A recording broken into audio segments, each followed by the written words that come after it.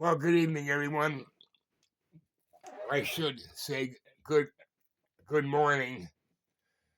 It's 2:30 on September 21st, 2025, and I'm having what I always thought my mind was one of those St. John of the Cross's dark nights of the soul. But before we start, I would like to show you a manger I got a few years ago, and it was the box on the outside said Grandma's Manger, and I think this is probably from the 20s or the 30s. I got it at a secondhand store for $18. So I'd like to take you on a little tour. I keep it up all year long. I think all you guys know I sort of have a childish love of Christmas, still at 70 years old. But I have this in my room all year round, and I really enjoy it. If you look at the figurines, it would probably, if you went to a place like Macy's or something, it'd probably be like $800 or something, I imagine. I don't know. But the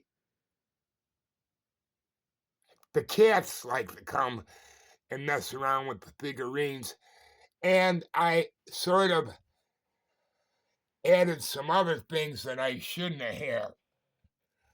Like, there's a bear back here. I don't know if I can get to it or not.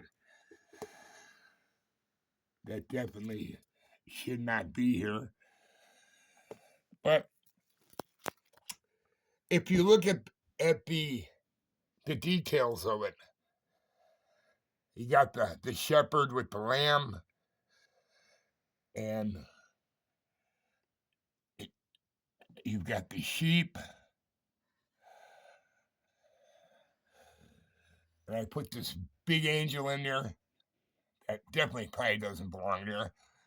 And then let's see, we got the three kings. And we actually have, I ran out of room, so I had to put the camels outside. But I find my imaginary life much kinder and gentler than my reality. And had a little rough day today. My granddaughter, she's 8 years old, and she was being an 8-year-old. She's a wonderful little kid, but sometimes requires if there's no cousins here, there's no brothers or sisters, and she seems sometimes to require a lot of attention, and she can be temperamental, no doubt about it. And then anybody's been listening to this regularly, that I have this terminal cancer, less than 6 months to live prediction. And sometimes, I try not to think about it, and I just try to keep going. That's a recurring thought. And I have one of my daughters is going through a very difficult divorce, and that's upsetting. Another daughter had surgery, facial surgery for an accident she had, and she's going through hell on earth. And then you start to wonder now, why all this suffering in life? Well, I guess I'm suffering to a degree, but nothing compared to what there's worse fates than death. I guess you could say it's life sometimes.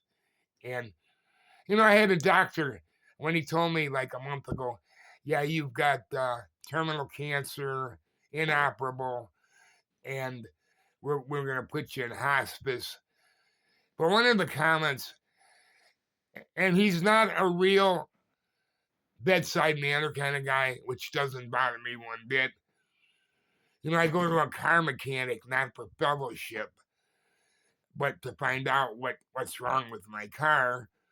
And I go to a doctor, not for fellowship, but to find out, what malady I have, why I lost the weight and why I have these other symptoms. But even he said to me, Chris, I've dealt with a lot of dying people, and some of them have come in and out of life with this, what do they call it, that death, where you come back. And he said to me, most of the people that have had these near-death experiences, they don't want to come back. Once they go to the other side, they actually sort of feel cheated that they had to come back. So I'm sort of taking an inventory of what's going on in my life, and to be honest with you, I'm quite tormented by the assassination of Charlie Kirk. I went out and painted a Charlie Kirk on the back window of my car. Rest in peace. I look back to my life. I went to Catholic schools, and in grade school we used to read and be taught about the Christian martyrs. And there's a tendency to think of them as like 2,000 year ago characters. Yet we're reminded of the reality of the martyrdom of Christianity. Christianity is, you want to say, it's really counter-cultural. Much of what Christians believe is against what the culture believes. And I think that's where a lot of times persecution comes in. I would think one of the reasons the Catholic Church is so hated is because it's such a staunch opponent of abortion. And I truly believe that abortion is the Marxist religion. They say, we know Marxists are atheistic, communist, but I think they replace their atheism has been replaced by abortion. And I could never quite understand that. And so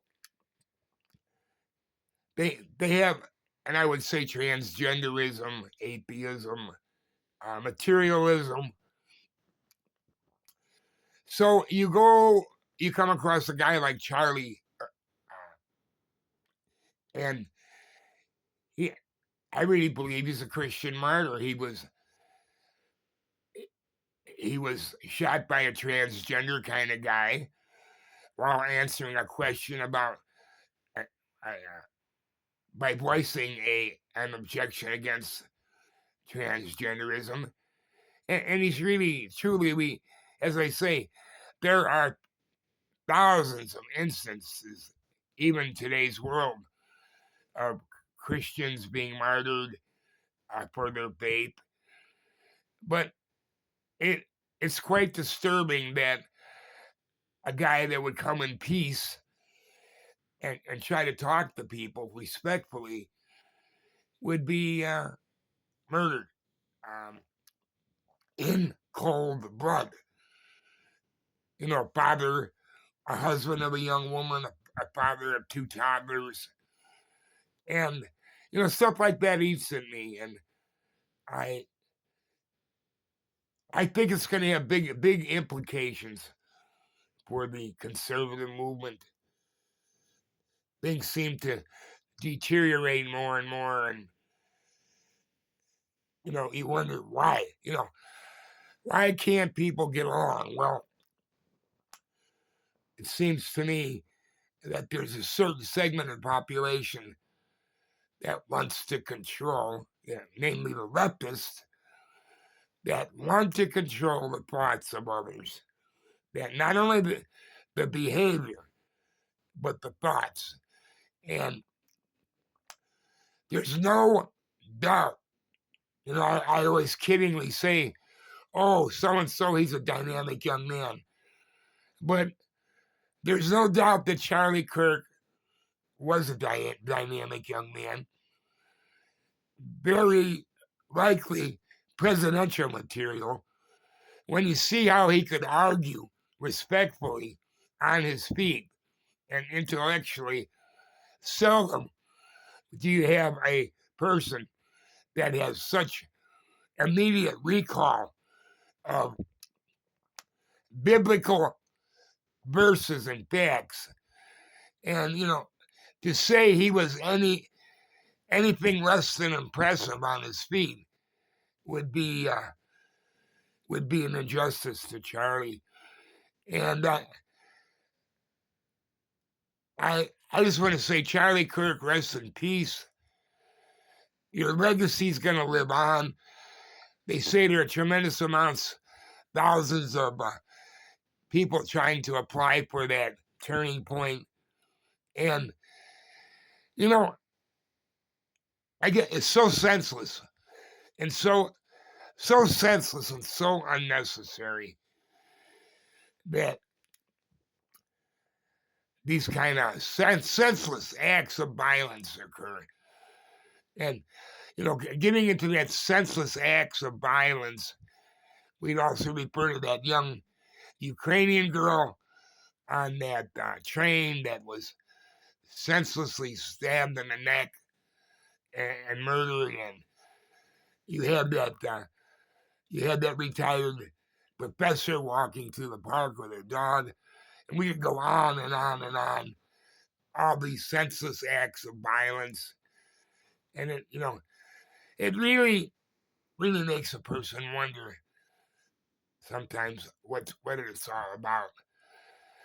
So I want to give a shout out to a couple friendly acquaintances of mine, and that would be Dusty Kerrigan and Josh Lutz, by recommending this ivermectin.